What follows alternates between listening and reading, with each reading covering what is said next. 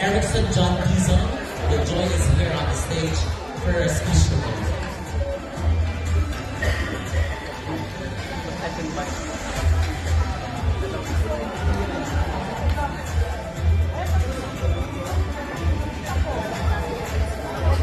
Direkturan mo na.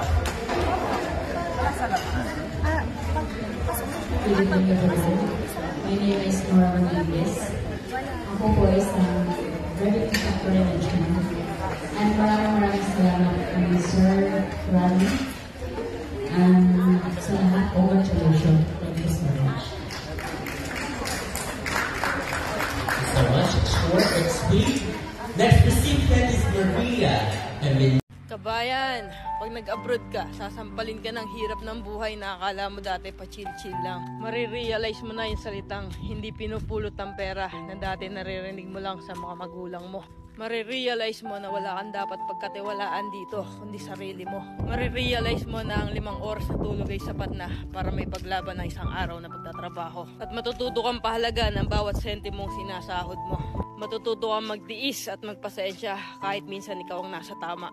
Matututo kang maging independent o mag-isa dahil wala ka namang aasahan dito kundi sarili mo lang. Matututo ka rin ditong lumaban kahit ayaw mo na at hindi mo na kaya pero wala ka pa rin choice. Wala kang choice kundi kayanin na lang. Marirealize mo na hindi pala totoo yung sinasabi nila na masarap ang buhay dito sa abroad. Kasi pag nandito ka na, masasabi mo na lang talaga sa sarili mo na ang hirap pala. At totoo din yung sinasabi nilang lahat na nasa abroad ang pera pero wala dito ang saya. Kaya sa mga nagbabalak mag-abroad dyan, patibayan ng loob dito at bawal ang mahina, bawal ang sumuko. Kasi dito mo mararanasan ang realidad ng buhay kung saan patatagan ng loob ang labanan.